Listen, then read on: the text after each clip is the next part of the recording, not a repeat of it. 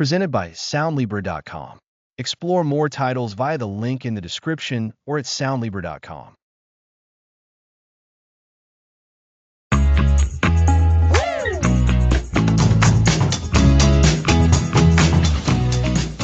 Welcome to the Decision Matrix, where we help you make better choices faster and with less doubt. I'm Alex. And I'm Lisa. Real quick before we start, just a heads up that while we'll be talking about the brain and mental health concepts like decision fatigue, this podcast is for educational purposes and isn't medical advice. Always consult a professional for your specific health needs. Exactly right. Now, today we're diving into why decisions feel so hard and what we can do about it. Every day, we make thousands of choices. From what to wear to major life decisions, these choices can be exhausting. This exhaustion is called decision fatigue. When we're tired, our ability to choose wisely decreases, making us more impulsive or indecisive. And while small decisions add up, the big ones, like career, relationships, or health, can profoundly impact our lives. Making good choices leads to opportunities and happiness.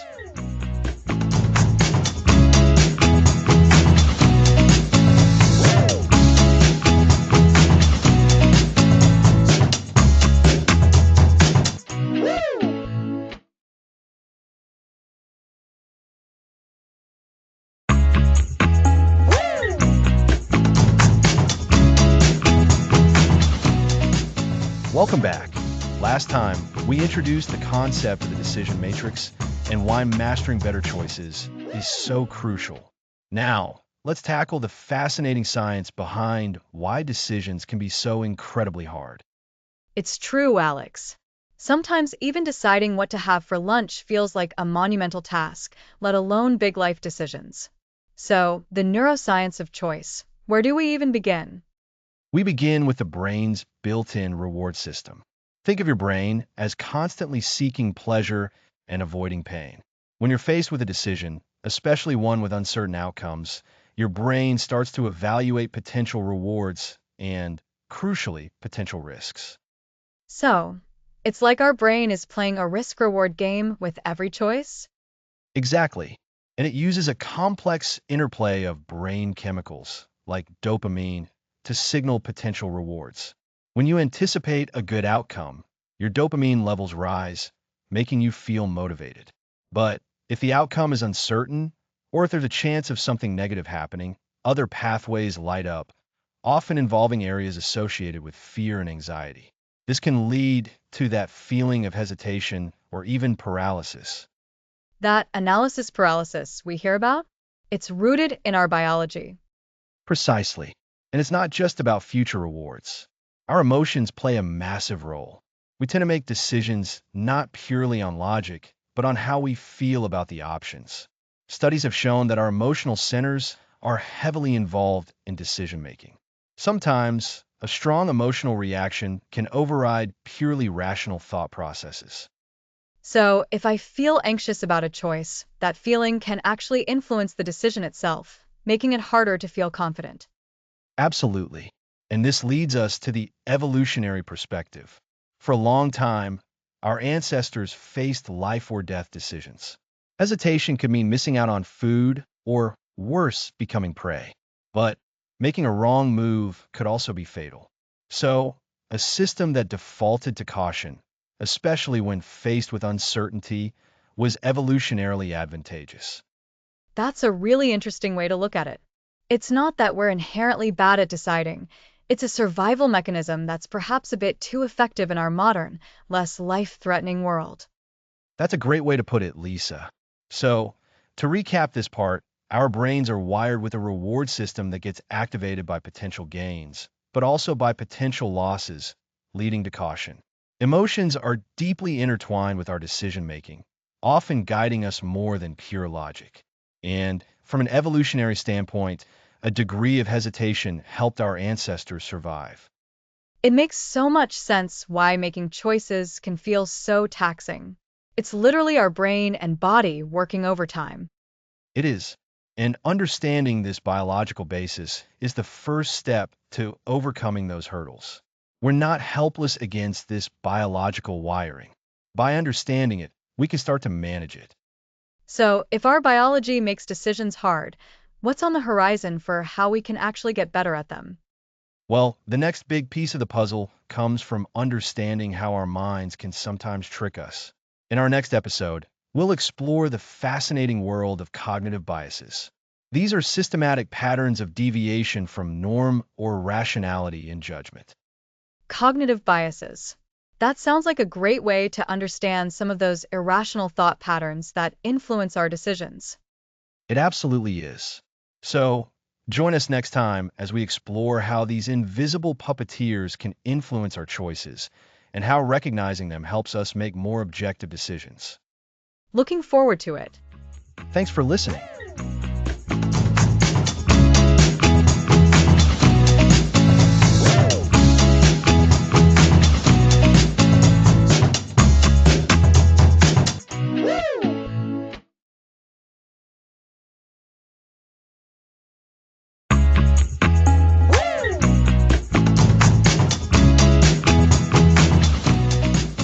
Welcome back.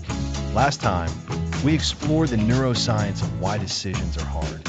Today, we're uncovering hidden influences. Those hidden influences, Alex, are cognitive biases. They are mental shortcuts our brains use. While helpful, they can mislead us when making clear decisions. Exactly. Think of them as tiny glitches in our thinking. They help us process information quickly, but can act like puppeteers, guiding our choices without us realizing. So, we'll explore common biases today. What are we covering? We'll focus on three: confirmation bias, the availability heuristic, and anchoring bias. We'll explain what they are and how to spot them. That sounds very useful. I know I've looked for information confirming what I already thought. Is that confirmation bias? Yes, confirmation bias is our tendency to seek, interpret, and remember information that supports our existing beliefs. We look for clues fitting our theory and ignore contradictions. So, if I think one coffee brand is best, I'll notice good reviews and ignore bad ones. Precisely. If you're researching a car and prefer one model, you might focus on positive reviews and skim criticisms. This reinforces your preference, making it seem like the best choice, even if other options are better. It makes us feel objective when we are seeking validation. My brain wants to be right, so it finds proof. How do we fight confirmation bias? Awareness is key. Knowing it exists helps you question your information gathering. Actively seek information that challenges your views. Ask yourself, what evidence would prove me wrong? And can I find it? Look for different perspectives. Seeking opposing arguments is a great tip. What's next? The availability heuristic. We overestimate the likelihood of events that are easily recalled. These are often recent, vivid, or emotional events. If I see news about a plane crash, I might worry more about flying, even though driving is riskier. Exactly. The vivid plane crash is easily recalled, making it feel more likely than it statistically is. This impacts decisions from safety to investments. If a stock is highly publicized as successful, people might invest heavily, assuming past success guarantees future gains, without considering risks. So, our memory can trick us into thinking something is more common or likely just because it's easy to remember. Indeed, step back from the emotional impact of vivid information. Look for objective data and statistics. Ask yourself, is this situation really as common or risky as it feels based on what I've seen or heard? Broaden your information sources beyond dramatic examples. Good reminder that memorable isn't always representative. What about anchoring bias? Anchoring bias is our tendency to rely too heavily on the first piece of information, the anchor, when making decisions. Can you give an everyday example? Imagine negotiating a car price. If the seller asks a very high price, that becomes the anchor. Even if you get the price down, you might pay more than it's worth because the initial high anchor influenced your perception of its value. So the first number sets a benchmark, and everything else is compared to it. Precisely. This happens in salary negotiations or purchases. If a store crosses out a high original price, the sale price looks like a great deal because the original price was the anchor, making the sale price seem lower. The initial information, like a price or opinion, influences our later thinking. That's a perfect summary. Be aware of the first information you receive and question its relevance. When negotiating, set your own anchor or research beforehand. Consider information independently, not just adjusting from the first number heard. So, we have confirmation bias, favoring information that confirms beliefs, the availability heuristic, overestimating memorable events, and anchoring bias, relying on initial information. Exactly. These biases are invisible puppeteers. By understanding them, we can loosen their grip. Recognizing these mental shortcuts is the first step to making better choices. Ask yourself, am I favoriting agreeing information? Is my judgment swayed by a vivid but unrepresentative example? Was I influenced by the first piece of info? These are powerful questions. It's about being more critical and self-aware. Indeed, building these critical thinking skills is key for the decision matrix. What's next for our listeners? Next episode, the art of the ask, clearly defining your decision. It sounds simple, but many decisions falter here. I'm looking forward to it. Thanks for listening.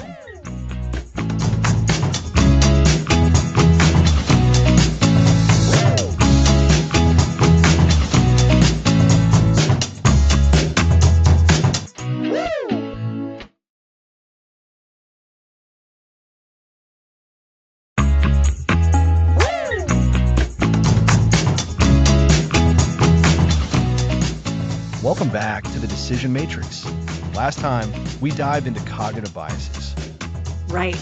It was fascinating to see how our minds play tricks on us, leading us astray when making important choices. Exactly. But today, we're focusing on something even more fundamental, defining the decision itself. What decision are we actually trying to make?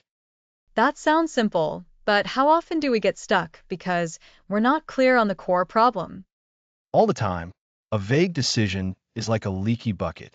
It leads to analysis paralysis and poor outcomes. Today, we're focusing on the art of the ask, clearly defining your decision. So, how do we frame a decision effectively? Start with clarity. A well-defined decision is specific, actionable, and tells you what you need to decide. Instead of improve my career, try should I pursue a promotion here or seek a new role elsewhere? That's much more concrete. One is a general feeling, the other is a distinct choice. Precisely. Ask yourself, what's the core problem or opportunity? What outcome do I want? Where are the boundaries? This narrows your focus. So, we dissect the situation to find the heart of the matter, like a doctor diagnosing before prescribing. That's a perfect analogy. And how we define a decision affects our options. Too narrow, we miss opportunities. Too broad, we get overwhelmed. How do we strike that balance? Use specific phrasing and add context. Instead of buy a new car, try should I buy a new car or repair my current one, considering my budget and mileage? Adding quantifiable elements solidifies it. It's no longer just an abstract thought. Right? Sometimes the decision is about whether to decide. For instance, should I solve this now or defer it? Or is a decision even necessary here? Recognizing when not to decide is key. That's crucial.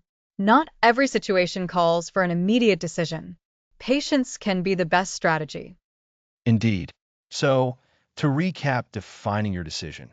First, be specific about what you're deciding. Second, identify the core problem or opportunity. Third, set boundaries and constraints.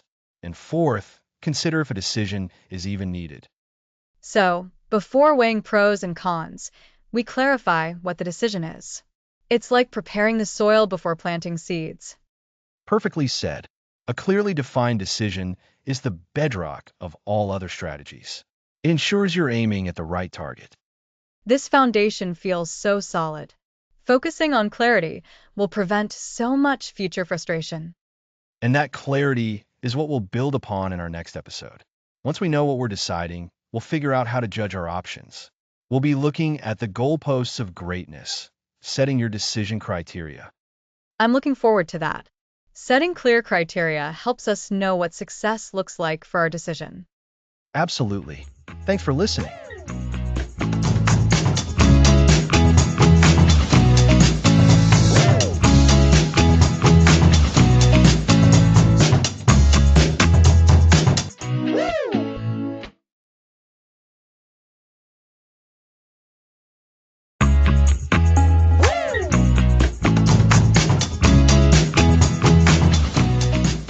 Welcome back to the Decision Matrix. Last time, we focused on clearly defining the problem or question you need to make a decision about. That's a crucial first step, isn't it, Lisa? Absolutely, Alex. It's like knowing you need to bake something before you even think about what kind of cake to make. If you don't know what you're deciding, you can't possibly evaluate your options effectively. Exactly. And now that we have that clear problem statement, we can move on to something equally vital, setting our decision criteria. Think of this as setting the goalposts for your decision. What truly does a good outcome look like? Ah, so it's about defining what success means for this specific decision. Not just having options, but knowing what we're aiming for with those options. Precisely. Without well-defined criteria, we're just guessing. We might pick an option that seems shiny and new, but doesn't actually address our core needs or long-term goals. Remember in episode 3 when we talked about cognitive biases like confirmation bias? If we don't have clear criteria, it's much easier for our biases to steer us toward a choice that feels right, rather than one that is right for us. Right? So these criteria act as a sort of objective measuring stick. They help us cut through the noise and focus on what truly matters. That's a perfect way to put it. So, how do we actually establish these criteria? The first step is to brainstorm everything that might be important in making this decision. And I mean everything. Don't filter yourself at this stage. So if I were deciding on a new laptop, I might think about price, battery life, screen size, keyboard feel, brand reputation, weight, how quickly it processes information, and whether it comes in a cool color.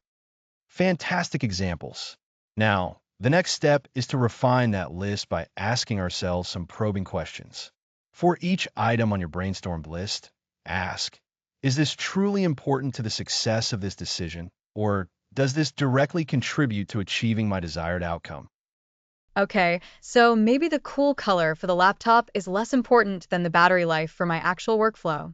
It's a nice to have, not a need to have. Exactly.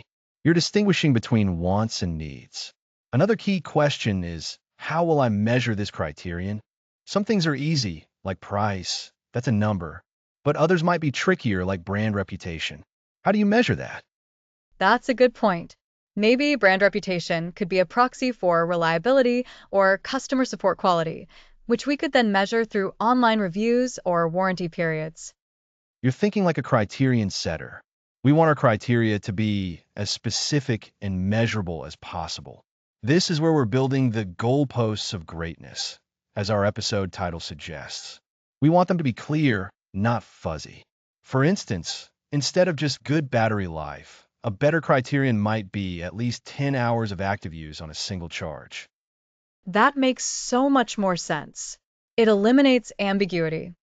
And it moves us towards objectivity, which is a core principle of the decision matrix.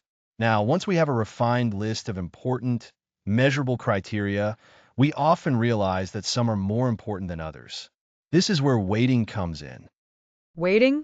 So, we assign a score to each criterion to show how much it matters? Precisely. Imagine our laptop decision. Battery life might be a weight of, say, 5 out of 5 because I'm always on the go. Price might be a weight of 4 because budget is important but not the absolute deal breaker. Keyboard feel might be a 3. Brand reputation might be a 2. And the cool color? Maybe a 1. Or perhaps we even decide it doesn't make the final cut as a criterion. So, when we evaluate our options later, we'll multiply their performance on each criterion by its weight. The option with the highest total score would be the best fit based on our priorities. You've got it. This weighting process is absolutely critical. It ensures that what matters most to you is reflected in the final decision. It's a way of embedding your values and priorities directly into the evaluation. Remember how we stressed defining the decision clearly in episode 4? Setting these weighted criteria is the next layer of that upfront work. It's an investment of time now that pays off significantly later. It feels like a lot of work up front, but I can see how it saves so much potential regret or just plain bad choices down the line. It's like laying a solid foundation before building a house. That's a great analogy, Lisa, and it's especially important when you're dealing with more complex decisions, where there are many competing factors. Think about choosing a new career path or making a significant investment. Having clear, weighted criteria provides a compass. It prevents you from getting swayed by superficial pros or cons that don't align with your ultimate goals. So, to recap this episode, after defining our decision, we brainstorm all possible important factors.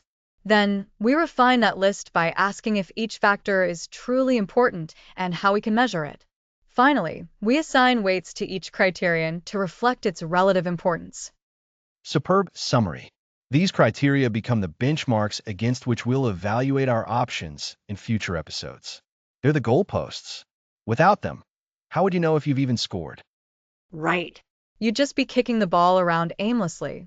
So, what's next for us in our decision-making journey?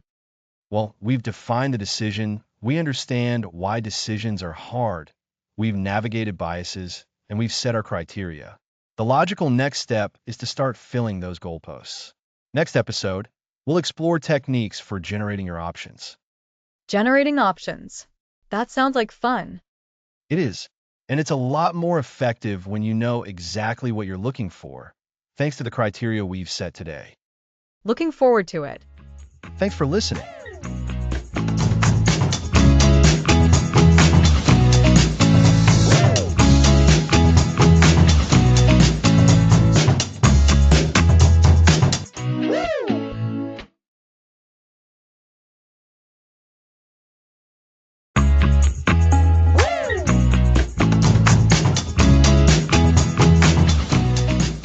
Welcome back to the Decision Matrix. Last time, we talked about setting your decision criteria. Now, we're diving into generating your options. That's right. We've gotten clear on what we're trying to achieve. But if we don't have a good set of potential paths, even the best criteria won't help much. Exactly. This is where we open up the possibilities. The goal here isn't to pick the best option yet. It's to generate as many potential options as possible. We want quantity and variety. So, we're not evaluating them at all during this stage? Absolutely not. Suspend judgment. Defer criticism. Embrace wild ideas. The more options we can dream up, the higher the chance one will be truly excellent. Right now, it's all about the incubator. The idea incubator, I like that. So, how do we get these ideas brewing? Great question. We can start with traditional brainstorming. Write down everything that comes to mind. So, if I'm deciding how to get to work, I might list drive my car, take the bus, bike, walk, get a scooter, carpool, teleport, invent a jetpack. Precisely. You're not filtering. You're just capturing. And once you have a bunch of ideas, you can start to combine them. It's like casting a wide net. It is. Another powerful technique is attribute listing. You take core elements of your decision and list different ways to approach each. For instance, different project types, different stakeholders, different timelines. Then you mix and match. So, for my commute, I could list modes car, bus, bike. Then times I could leave, early on time. And then routes direct, scenic.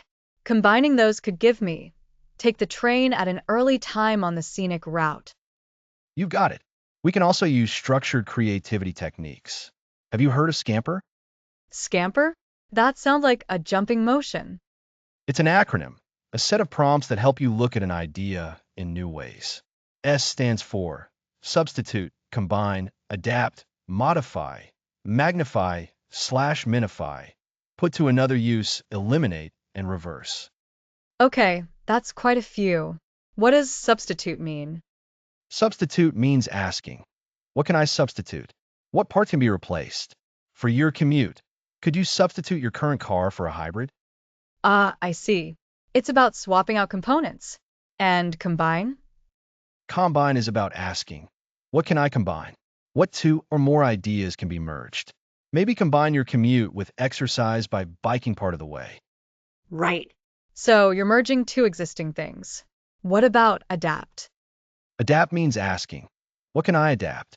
What other ideas from different contexts could be applied here? Think about transportation systems in other cities. That's interesting. It's about borrowing from other environments. Now, modify? Modify means asking, what can I modify? Can I change the meaning, color, motion? Can I magnify or make something bigger? Or minify, make it smaller? For a commute, could you magnify the experience by listening to an audiobook? So, changing the scale or intensity of elements. And put to another use? Put to another use is asking, what else can it be used for? Can the time spent traveling be put to another use? Listen to educational podcasts or plan your day. That's a good one. Turning travel time into productive time. Next up is eliminate. Eliminate means asking, what can I eliminate? What can I remove? What if I simplify? For your commute, what if you eliminated the need to travel altogether by working remotely 1 day a week? That's a big one, thinking about what you can take away. And finally, reverse. Reverse means asking, what if I reversed it or turned it inside out? What if I rearranged the order? For a commute, what if you reversed the typical workday and commuted away from the city during rush hour? Wow, Scamper is a fantastic tool. It really pushes you to look at things from multiple angles. So, to recap the Scamper prompts, substitute, combine, adapt, modify, magnify, or minify, put to another use, eliminate, and reverse. It's like a mental checklist for invention. Exactly. And the beauty is that you don't need to use all of them. You pick and choose the prompts that feel most relevant. The key, with Scamper or any other method, is to remember you're generating options. You're not judging them. It's about generating a rich pool of possibilities so that when we do get to the stage of evaluating, we have truly diverse solutions to consider, not just the first one or two that popped into our heads. Precisely. And by approaching this phase with an open mind, you significantly increase your chances of making a truly effective and satisfying decision. You're not just choosing a solution, you're increasing the odds of finding the best solution. This is really empowering, Alex. It turns decision making from a chore into an opportunity for creativity. That's the goal. So, we filled our idea incubator. We've got a whole host of potential options. Next episode, the art of elimination begins. We'll tackle how to start narrowing down your choices effectively. Great. So, next time, we move from generating to filtering. Indeed. We'll see you then on the decision matrix.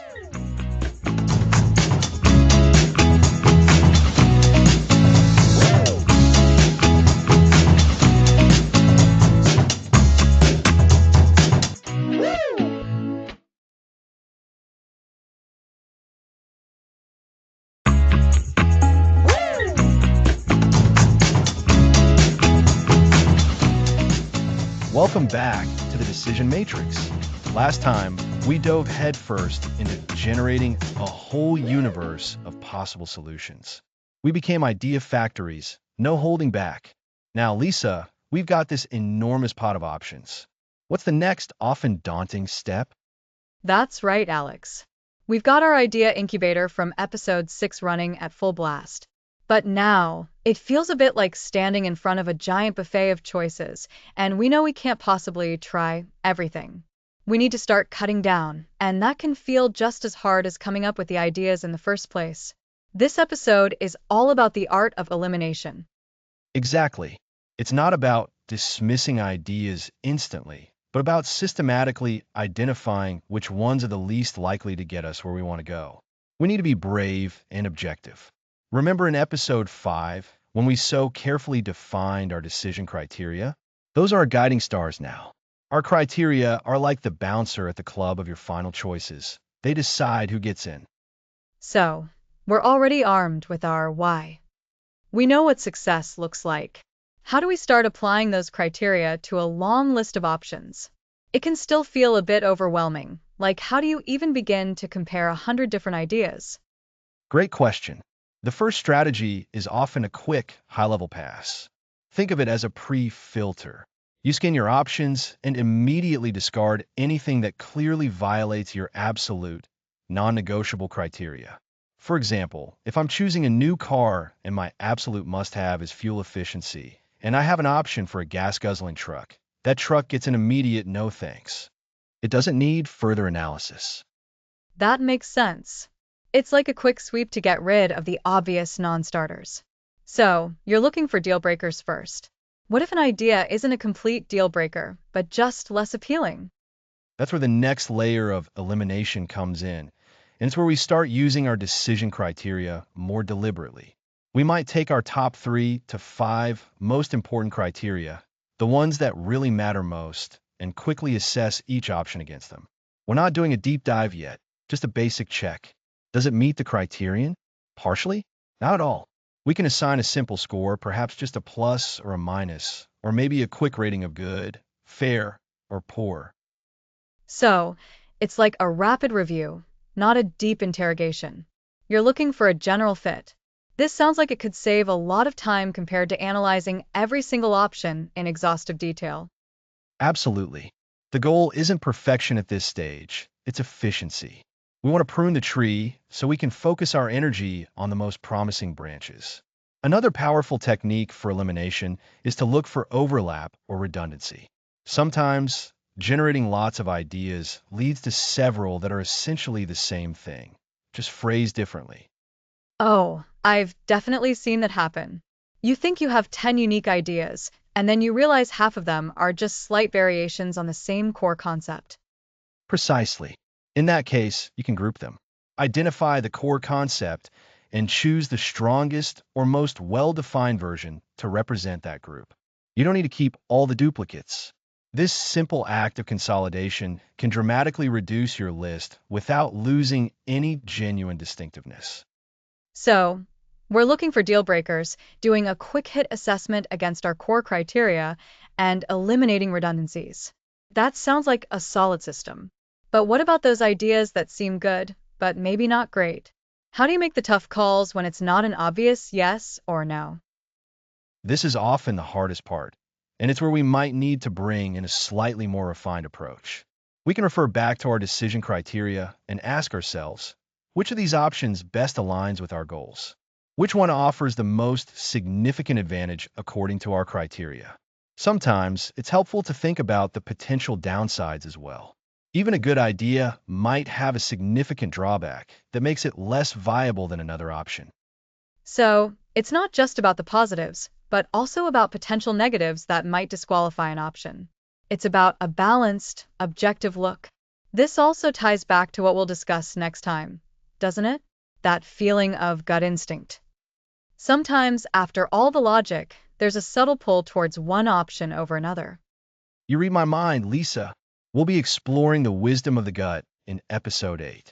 But for today, the key takeaway is that elimination isn't about discarding potential. It's about focusing energy. It's about applying our established criteria.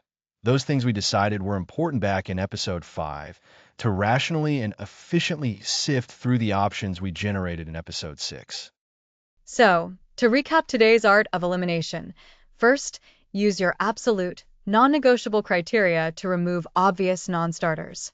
Then, do a quick assessment of remaining options against your most important criteria. Look for and consolidate redundant ideas.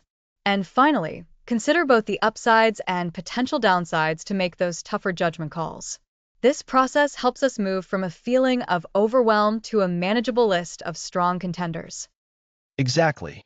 We're not losing good ideas. We're simply making space for the best ideas to shine. By ruthlessly but fairly eliminating the weaker options, we pave the way for making truly confident decisions. And that focus on making confident choices is exactly what we'll build on. It sounds like we're getting closer and closer to that moment of decision. I'm really looking forward to it. So are we all. Next episode, we'll be talking about that important and sometimes mysterious inner voice. We'll explore the wisdom of the gut trusting your intuition.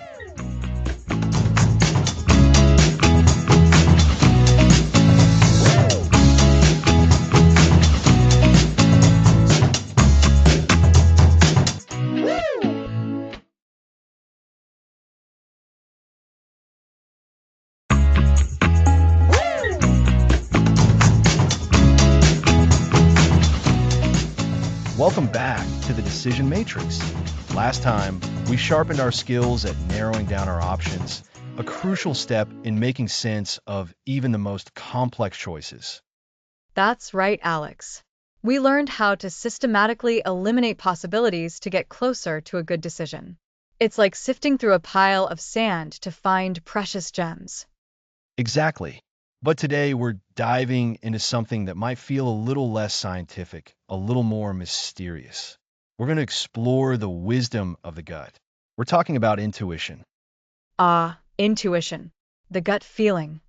It's something we all experience, but it can be hard to explain or even trust. Is it just a whim or something more? That's the million-dollar question, isn't it? And the answer is, it's definitely something more. Our intuition is actually your subconscious mind at work, processing information at lightning speed. Think of it as a super fast internal computer. A super fast computer. I like that. So, it's not just random feelings? Not all. When you encounter a situation, your subconscious mind draws on all your past experiences, your learned knowledge, and even subtle environmental cues. It quickly compares this new situation to countless similar ones it has encountered before, and then it delivers a summary judgment. That gut feeling. It's a deeply ingrained pattern recognition system. So, if I've had a lot of positive experiences with a certain type of decision, my intuition might steer me towards a similar choice. And if I've had bad experiences, it might warn me away. Precisely. It's your brain's way of saying, hey, this feels familiar, and here's the likely outcome based on all the data I've ever processed. It's a powerful shortcut that can save us a lot of time and mental energy. Remember episode 2, where we discussed how our brains are wired to make decisions and how our subconscious plays such a huge role. Intuition is a direct manifestation of that. Right? The automatic processing versus the deliberate thinking. So, how do we know if that gut feeling is helpful intuition or something else like fear or bias, which we touched on in episode 3? That's where I sometimes get confused. That's a fantastic point, Lisa, and it's a critical distinction to make. Genuine intuition often feels calm, clear, and expansive. It might give you a sense of yes or no without a lot of frantic energy. It's a gentle nudge in a particular direction. A gentle nudge. Got it. So, what does the other stuff feel like? The bias or the fear? Fear-based feelings often come with a sense of urgency, anxiety, or even panic. They might feel constricting, like an alarm bell ringing loudly, demanding immediate action without thought. Biases, as we discussed, can subtly color our perceptions, leading our gut feeling to favor something unfairly, perhaps because it's familiar or fits a preconceived notion, rather than because it's objectively the best choice. So, if my gut feeling is screaming at me to run away from a perfectly good opportunity because I'm worried about what might go wrong, that's probably fear, not intuition. Exactly. Or if you have a strong gut feeling that you should only hire people from a certain background, there might be a bias at play, not a true, objective assessment of capability. Cultivating intuition means learning to discern between these different internal signals. How do we do that discernment? How can we learn to trust our good gut feelings and set aside the unhelpful ones? It starts with awareness and practice. First, pay attention to those moments when you have a strong gut reaction, whether it's positive or negative. What were the circumstances? What did it feel like physically in your body? What thoughts accompanied it? This journaling of your internal landscape can be incredibly revealing. So, really be present with the feeling and where it's coming from. Yes.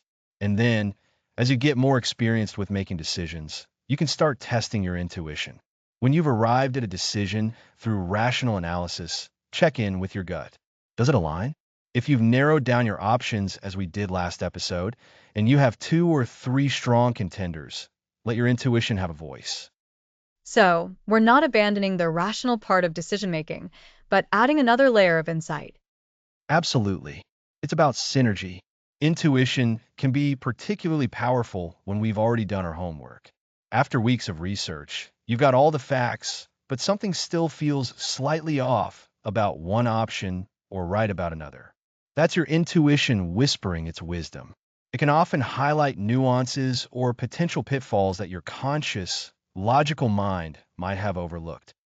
It's like your subconscious has already run some simulations based on all its stored data, and it's giving you the results of those simulations. You've hit the nail on the head, Lisa. Imagine you're choosing a new route to work. You've analyzed traffic patterns, looked at maps, and calculated distances. Logically, one route appears best. But as you go to drive it, you get a distinct feeling of unease. You decide to take the slightly longer, but more familiar route, and you discover later that a major accident blocked the optimal route that morning. Your intuition steered you clear. That's a great example. So, to recap, our intuition is our subconscious mind processing vast amounts of data from past experiences. Right? And to harness it effectively, we need to learn to differentiate between genuine intuitive insights, which tend to feel calm and clear, and emotions like fear or biases, which are often urgent and distorting. And the way to cultivate this is through paying attention to our gut feelings, noting the context and the physical sensations, and then consciously checking our intuition against our rational analysis. This process helps you distinguish between a helpful gut feeling and one that might be clouded by fear or prejudice. It's about developing a keen awareness of your internal signals. Intuition isn't magic. It's the accumulated wisdom of your entire life, speaking to you in a language of feelings and promptings. By learning to listen to it, you add another powerful tool to your decision-making arsenal, complementing the structured approaches we've been exploring. It feels like another piece of the puzzle in becoming a more effective decision maker. It truly is. Now, on our next episode, we're going to start putting many of these concepts into practice by introducing you to a foundational framework for decision making. Next episode, introducing the Eisenhower Matrix.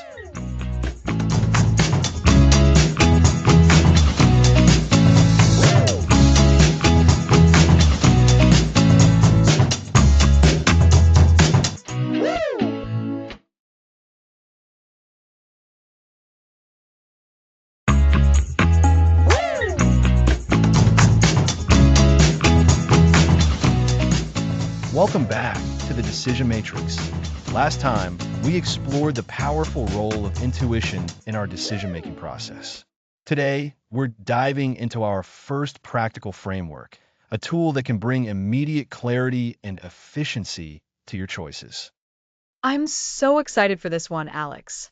We've spent the last few episodes understanding why decisions can be tough and how to set ourselves up for success. Now, it's time to get our hands on a concrete method to actually do it. Exactly, Lisa. And our first framework is a classic for a reason, the Eisenhower Matrix. Have you heard of it? I think so. It's something about prioritizing based on urgency and importance, right?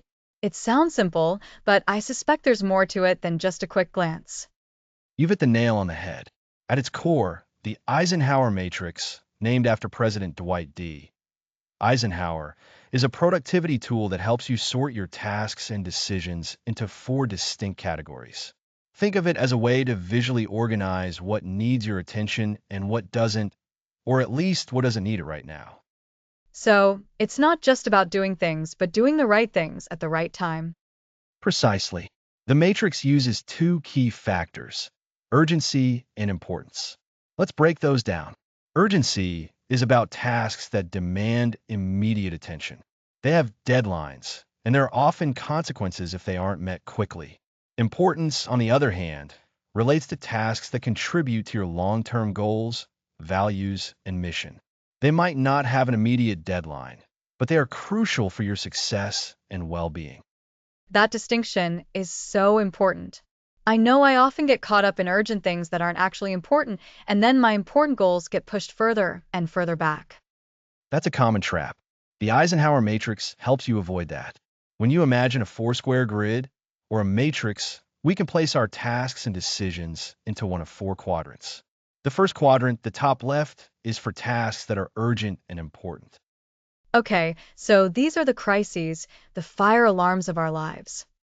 Exactly. These are the tasks that require immediate action and are critical to your goals.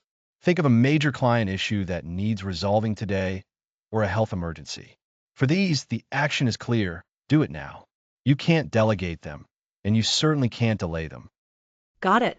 Urgent and important means tackle it immediately. What's the next quadrant? That would be the top right quadrant, important but not urgent. This is arguably the most powerful quadrant. These are the tasks that contribute to your long-term vision, goals, and personal growth, but they don't have an immediate deadline pressing down on you. This is where strategic planning, relationship building, exercise, and learning fit in. This sounds like the quadrant where the real magic happens, where we get ahead. It truly is. For these tasks, the best action is schedule it. You need to proactively plan time for them. If you don't schedule time for these important, non-urgent tasks, they will eventually get crowded out by the urgent ones, and you'll find yourself in a constant state of firefighting. So, block out time in your calendar. Make them a priority. Schedule it. That makes so much sense. It's about being proactive rather than reactive. Precisely. Now, let's move to the bottom left quadrant. Urgent, but not important. These are often distractions disguised as important tasks. They demand immediate attention, but they don't significantly contribute to your long-term goals. Think of many interruptions, some emails, certain phone calls, or requests from others that aren't aligned with your priorities. Ah, the classic time wasters. Indeed, for these, the recommended action is delegated. If possible, find someone else who can handle these tasks. If delegation isn't an option, try to minimize the time you spend on them, or see if you can say no politely.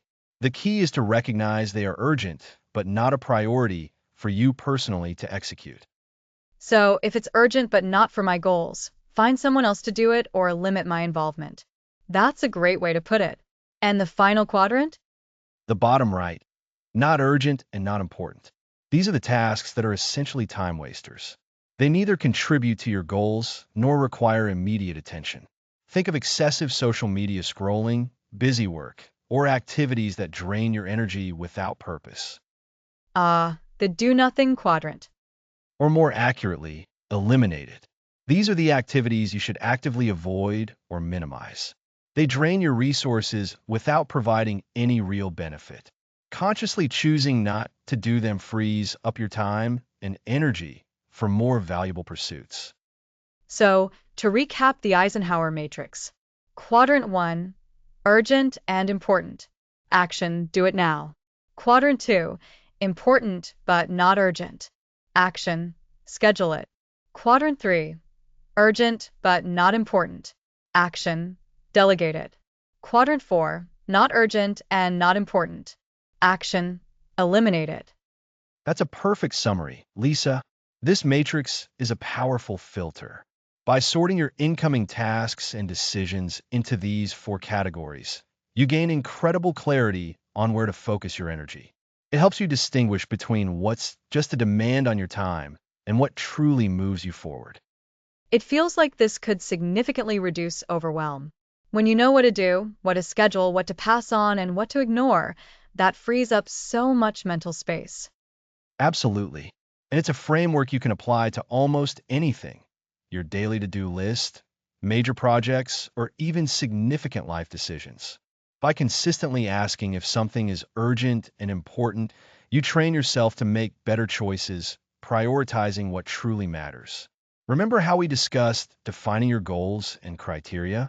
The Eisenhower Matrix is a fantastic tool for applying those concepts to your everyday actions. It's true. It bridges that gap between theoretical planning and practical execution. I can already see myself using this. Excellent. This is just the beginning of the practical tools we'll explore. Next time, we'll build on this by looking at a more detailed method for evaluating options when the choices aren't so clear-cut, even after using the Eisenhower matrix. Which is a great transition because sometimes, even with urgency and importance in mind, making the final call can still be tricky. I'm looking forward to it. Next episode, Leveling Up, the pros and cons list, done right.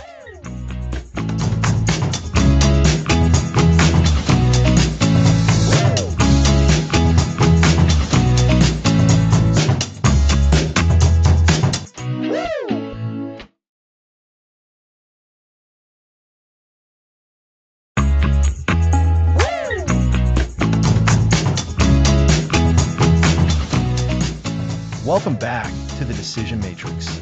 Last time, we introduced the Eisenhower matrix for prioritizing tasks. Today, we're leveling up with a classic technique, the pros and cons list done right. The pros and cons list. It sounds simple, but we know even basic tools are powerful when used effectively. I'm excited to see how we can make this familiar tool more robust. The common pitfall is treating every point equally. We need to add depth. So, how do we move beyond a jumbled list? What's the secret? The first step, building on setting decision criteria, is assigning weight or significance to each item. Imagine choosing between two jobs. Offer A pays more, but has a longer commute. Offer B pays less, but is close. Money is important, but so is your time. So, instead of just listing longer commute as a con, we need to consider how much of a con it is. Is it a minor annoyance, or does it add 2 hours to your day? Exactly. We can assign a numerical value, say on a scale of 1 to 10, to represent significance. A minor inconvenience might be a 2, a deal breaker a 10. So, that longer commute gets a high con score, the higher salary a high pro score. That makes sense. It forces us to think about the impact, not just the presence. It's about the degree of goodness or badness. Precisely. This weighting should be guided by your criteria from episode 5. If work-life balance was key, related factors get more weight. If financial reward was paramount, those do. Once we assign weights, what's next? The next crucial step is to sum up the weighted pros and weighted cons separately for each option. If option A has weighted pros totaling 30 and cons totaling 25, that looks good. Okay, I'm following. We're quantifying the impact. Now, the real power comes from comparing the net scores between your different options. You take your total weighted pros and subtract your total weighted cons for each option. Let's say option A has a net score of 5, 30 pros minus 25 cons. And option B, with different pros, cons, and weights, has a net score of 3. So option A, with the higher net score, is theoretically better based on our weighted evaluation.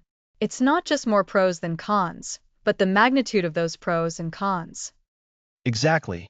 This method reveals the relative attractiveness of each option. It's a more objective way to compare. What are common pitfalls? One big pitfall is inconsistent weighting. Be honest about significance. Don't inflate scores for your preferred option. Another is forgetting the no action option. Sometimes, sticking with the status quo is best. Evaluate that too. That's a great point. Sticking with what you know has its own pros and cons. What if two options have similar net scores? That means it's a close call. You might need to dig deeper or consider a more sophisticated tool. That's precisely what we'll explore next episode. Today's weighted pros and cons list is excellent, but for complex choices, we need more.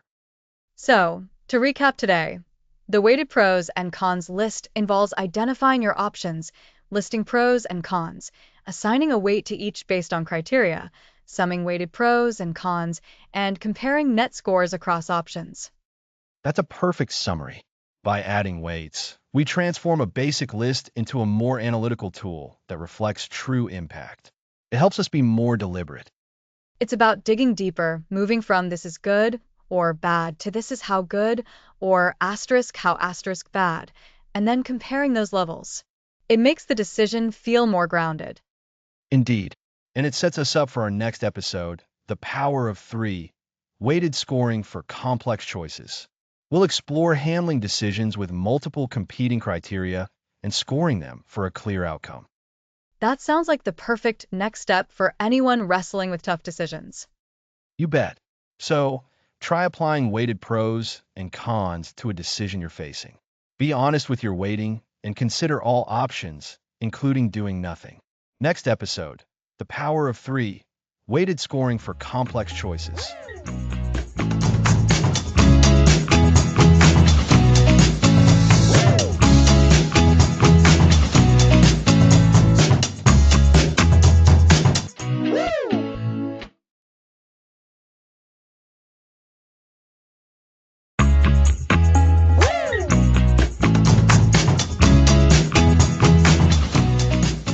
Welcome back to the Decision Matrix.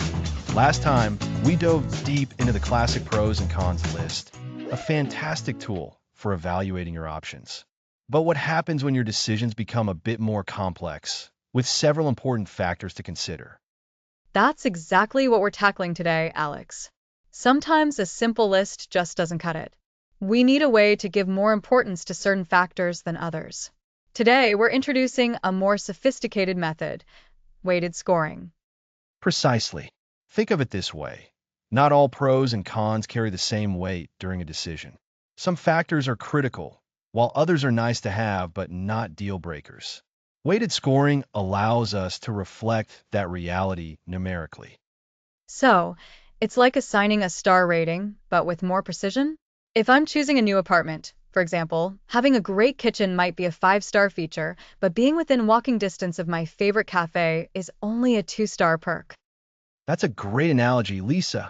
We're essentially assigning a numerical value, or weight, to each of your decision criteria. This builds directly on what we discussed in episode 5, where we talked about setting your decision criteria. Remember how we emphasize clarity and relevance? Yes, identifying what truly matters. So, if I've already done that, how does weighted scoring come into play? Great question. Once you have your clear criteria, you then decide how important each one is relative to the others. This is where the weight comes in. For instance, if you're choosing between job offers, salary might have a higher weight than office perks.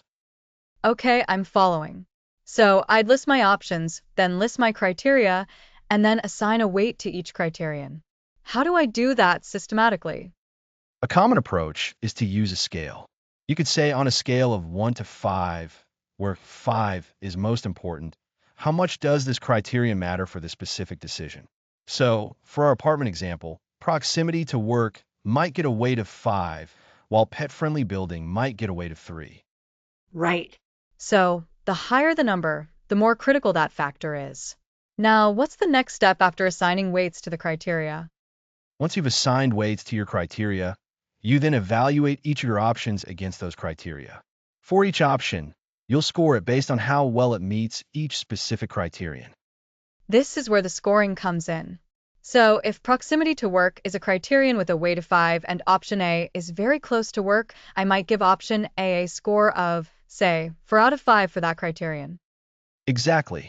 You're rating how well each option performs on each factor, again on a scale. Let's say you use a scale of 1 to 10 for scoring each option against a criterion. So, for option A, if proximity to work is crucial, weight 5, and it's excellent, you give a high score, perhaps a 9. So, I have my criteria, I've assigned a weight to each criterion, and now I'm scoring each option against each criterion. How do I combine all this to get a single, comparable score? This is the magic of weighted scoring. You multiply the weight of each criterion by the score you gave your option for that criterion. Then, you add up those products for each option. Let me try to put that into practice. Let's revisit the apartment choice. Criterion 1, proximity to work. Weight, 5. Option A score, 9. Weighted score, 5 times 9 equals 45. Criterion 2, rent within budget. Weight, 4. Option A score, 7. Weighted score, 4 times 7 equals 28. Criterion 3, pet friendly. Weight, 3. Option A score, 5. Weighted score, 3 times 5 equals 15. So, for option A, The total score would be 45 plus 28 plus 15, which is 88. Perfect. You've got it. You would then do the exact same calculation for option B, option C, and any other choices you have. After you've calculated the total weighted score for every option, the option with the highest score is, mathematically, your best choice based on the criteria and weights you've established. This is incredibly powerful. It takes the guesswork out of comparing things that have different strengths and weaknesses. It gives you a clear, objective number to work with, which can be a huge relief when the decision feels overwhelming. It truly does. It's a more robust method than a simple pros and cons list because it forces you to quantify the importance of each factor. Remember, this is a tool to aid your decision, not replace your judgment entirely. The weights and scores are your own estimations. So, to recap for our listeners, first, identify your decision criteria. Then, assign a weight to each criterion based on its importance. Next, score each of your options against each criterion. Finally, multiply the criterion's weight by the option score and sum those up for each option. The highest total score wins. Exactly. This method shines when you have multiple, often competing factors to consider. It brings clarity and confidence to complex decisions by providing a structured, quantifiable way to compare your choices. It's a significant step up from simpler methods like pros and cons. It makes a lot of sense. I can see how this would be invaluable for big life choices like choosing a job, a place to live, or even a major purchase. Absolutely. And while weighted scoring can give you a mathematically sound answer, it doesn't entirely eliminate the emotional aspect of decision making. That's what we'll be exploring in our next episode. So we'll be discussing the sometimes tricky feelings that come with making big choices. Indeed, we'll be delving into the shadow of doubt and how to manage decision regret. Because even with the best tools, sometimes we second guess ourselves. That sounds like a crucial topic. I'm looking forward to learning how to navigate those feelings. Great. So join us next time as we tackle how to deal with the lingering questions and what ifs that can follow a significant decision. Next episode, The Shadow of Doubt, Managing Decision Regret.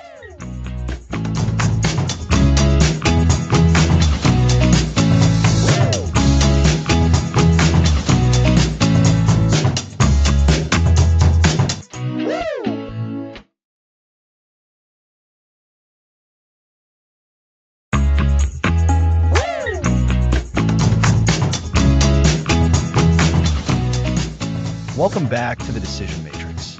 Last time, we explored weighted scoring for complex choices. Now, let's tackle decision regret. Decision regret is that nagging feeling, isn't it? You've made a choice, but still wonder, what if? It's completely normal, Lisa. Decisions involve trade-offs. Choosing one path means leaving others behind, and sometimes those unused paths seem more appealing later. So, how do we manage this doubt? Is it unavoidable? We can manage it. Regret often stems from focusing on what we lost, not what we gained or avoided. Remember your decision criteria from episode 5? If you followed your well-defined criteria, it was a good decision at the time. That makes sense.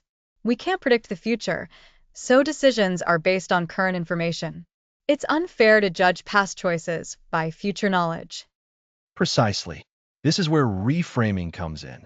Instead of I wish I hadn't chosen X, try choosing Y meant I avoided Z, or this choice taught me A, B, and C. Shift your focus from loss to lessons. Think of choosing an apple and later missing an orange. The apple nourished you and kept you from a cookie. The orange would have been different, but the apple was a good choice. I love that analogy. What if the outcome is genuinely bad, though? In those cases, the focus shifts to learning for the future. Acknowledge the outcome without excessive blame. Ask, what can I learn that will make my next decision better? Did we miss information? Were criteria flawed? Did we rush? So, it's about constructive analysis, not self-blame. Exactly. Sometimes regret signals that our values have evolved. What was important 5 years ago might not be now. If a past decision feels wrong, it likely reflects your personal growth. That's a powerful perspective. It's our changed viewpoint, not necessarily a flawed decision. Absolutely. Be mindful of rumination. Your intuition from episode 8 can help. If a well-considered decision still feels off, a gentle course correction might be possible. But if significant resources are involved, acceptance and moving forward might be best.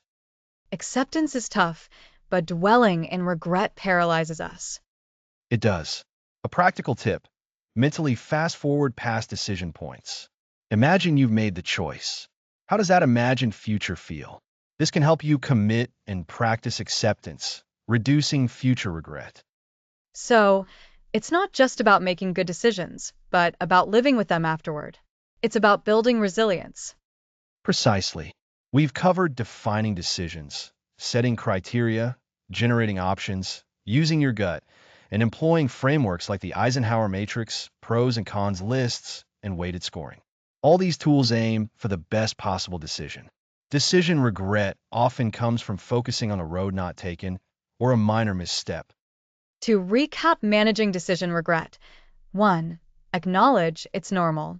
2. Reframe to focus on gains and lessons. 3. Extract learning from negative outcomes without dwelling. 4. Recognize your values may have evolved. 5. Practice acceptance by mentally fast forwarding. Beautifully summarized, Lisa. By understanding regret and using these strategies, you can lessen its hold and move forward with confidence. It empowers us to embrace decision making without the crippling fear of regret. Exactly. And speaking of learning from experiences, that's precisely what we'll be diving into in our next episode, which is all about building your feedback loop to continuously improve your decision making. Next episode: building your decision feedback loop.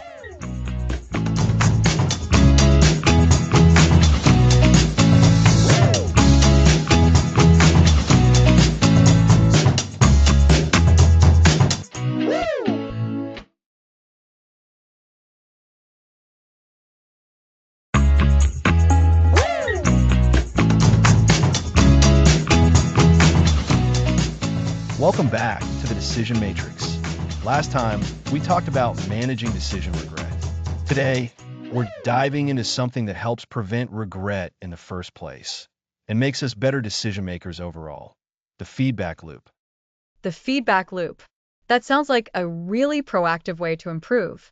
So, it's about learning from what we've done. Exactly, Lisa. Think about it. We make a decision, we take action, and then what? Too often, we just move on to the next thing. But if we don't pause to see what happened, we're destined to repeat the same mistakes. We're essentially flying blind. That makes so much sense. It's like practicing a sport or a musical instrument.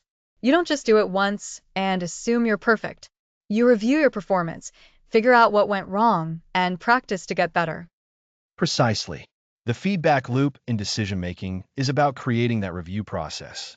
It's about actively seeking out information on the outcome of your choice, analyzing that information, and then using those lessons to inform your future decisions. It's continuous improvement for your brain. Okay, so how do we do that? What does actively seeking feedback look like for a decision? It starts with clarity. Remember episode 4, where we emphasized clearly defining your decision? Well, the same applies here. Before you even make the decision, think about what success looks like. What are the key indicators that this decision was a good one? What evidence would you look for? So, if I'm deciding which project to work on, success might be finishing it on time and feeling proud of the result. The evidence would be a completed project and my own sense of accomplishment. Perfect. Now, after you've made the decision and taken action on it, you need to go back and check. Did you finish on time? How do you feel about the result? This is where gathering feedback comes in. This feedback can be internal, your own feelings and observations, or external.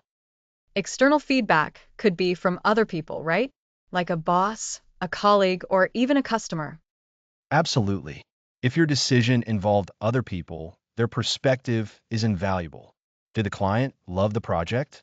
Did your team find the new process efficient? Don't shy away from asking direct questions. For example, if you implemented a new strategy for a campaign, you might ask, what worked well here? and what could we have done differently to get a better result? And you have to be open to hearing the answer, even if it's not what you hoped for.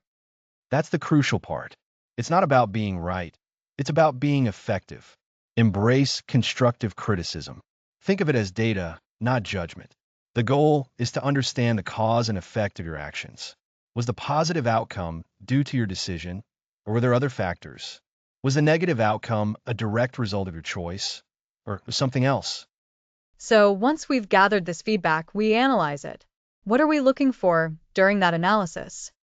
We're looking for patterns and lessons. Did a specific approach consistently lead to better outcomes? Does a certain type of problem tend to arise from a particular decision-making style?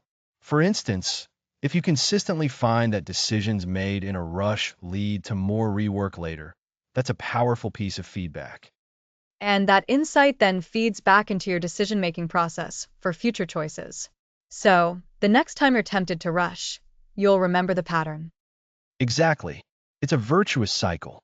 This process is also where we can tie back to managing decision regret. By actively analyzing our outcomes, we gain confidence.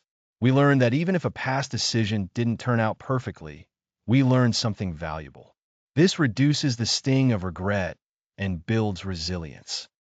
It's like building a personal library of what works and what doesn't work based on your own experiences. A personal library, I like that. And remember our discussion on weighted scoring? You could go back and assign scores to your original criteria based on the actual outcome. Did it meet your top priorities? Did it fall short on others? That's a great way to quantify it and make the learning more concrete. It's not just a feeling, it's a score. Right? And make it a habit. Schedule regular review times. It doesn't have to be every single decision, but perhaps for significant ones or at the end of a project or a quarter. A monthly decision debrief could be incredibly fruitful.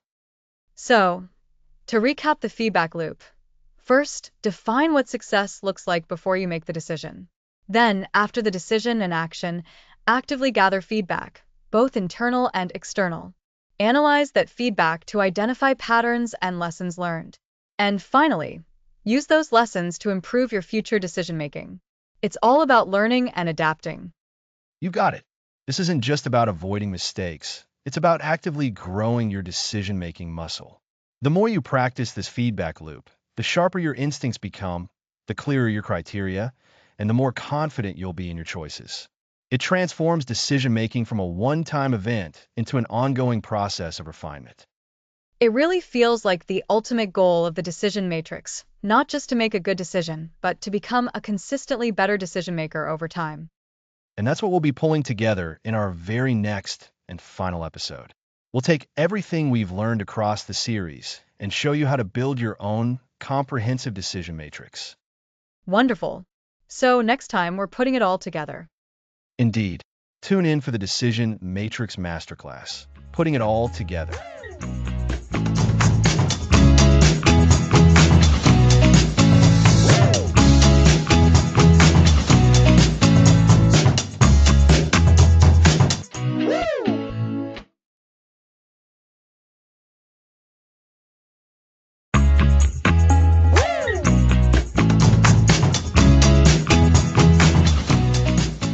Welcome to the Decision Matrix. In this final episode, we're tying it all together. It's hard to believe we're at the end. We've covered so much ground. From understanding our brains and those sneaky cognitive biases to defining decisions, setting criteria, and generating options. Remember how biases can trick us? That highlights why a structured approach is so crucial. Exactly.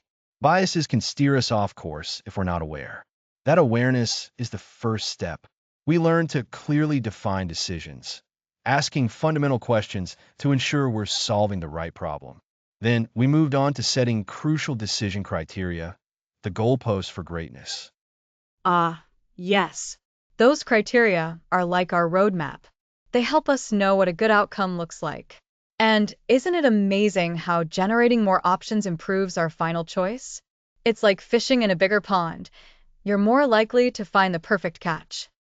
Precisely. And then we discussed the art of elimination, whittling down options. We also explored the balance between logic and intuition, learning to trust our gut feelings when they align with our rational analysis. Listening to your intuition can be a powerful shortcut, but it's best with solid evidence. It's the combination that's key. And we introduced fantastic frameworks to help. The Eisenhower matrix, for example, helps us prioritize tasks based on urgency and importance. It's a simple yet powerful tool for managing our time and focus, which impacts our decision making. And then we took it a step further with the pros and cons list, but we learned to dig deep, considering the weight and impact of each point. This leads us to the power of three, the weighted scoring method. Remember how we assign numerical values to our criteria and options? That transforms a subjective choice into a more objective, quantifiable one. That struck me as a game changer for complex decisions. It moves you beyond a feeling to a more data-driven recommendation. But even with all these tools, it's natural to sometimes feel a shadow of doubt, isn't it? Decision regret can creep in. Absolutely. And that's precisely why managing decision regret was so important. We learned that regret often stems from focusing on what could have been rather than appreciating the effort that went into the choice we did make. It's about accepting that no decision is perfect and focusing on learning. And that learning is the vital feedback loop. Every decision, good or bad, provides valuable information. By reflecting on our choices and their consequences, we continuously improve our decision-making muscles. It's not about getting it right every time, but about getting better over time. So, how do we bring it all together, this masterclass in decision making? It's about integrating these concepts. When faced with a decision, start by understanding why it's challenging. Are there biases at play? Is the decision unclear? Then, take the time to clearly define the decision itself. What are you trying to achieve? Write it down. Next, what are your non-negotiables? Those are your decision criteria. What factors absolutely must be met for an option to be considered good? After that, brainstorm broadly. Don't censor yourself initially. Generate as many viable options as possible. Then begin to filter them. Can you use a tool like the Eisenhower matrix to quickly sort immediate tasks from long-term strategies that might influence your choices? And for the remaining options, start comparing them against your criteria. This is where the pros and cons come in, but go deeper. Think about the potential impact, the likelihood of success. If the decision is complex, don't shy away from weighted scoring. Assign those values. You're building a rational case for your choice. But don't ignore your intuition throughout this process. As you analyze, check in with yourself. Does the rational outcome feel right? If there's a significant disconnect, it might be a sign to re-examine your criteria or the options themselves. That's the synergy between your analytical mind and your gut. And once you've made your decision and acted upon it, the cycle isn't complete. You need to review. What worked? What didn't? What did you learn? This feedback loop is what turns a single decision into a stepping stone for future, even better choices. It's an ongoing process of refinement. This is the decision matrix in action. It's not just a collection of tools. It's a way of thinking. It's about approaching choices with clarity, structure, and self-awareness. By consistently applying these principles, you move from feeling overwhelmed by decisions to confidently navigating them, making better choices faster and with less regret. It's about empowering ourselves to shape our futures, one well-considered decision at a time. Remember, every choice you make, big or small, is an opportunity to learn and grow. You have the power within you to make excellent decisions. And that brings us to the end of our series. It's been an incredible journey exploring the art and science of decision-making with all of you. Thank you for joining us on the Decision Matrix. Thanks for listening to this series.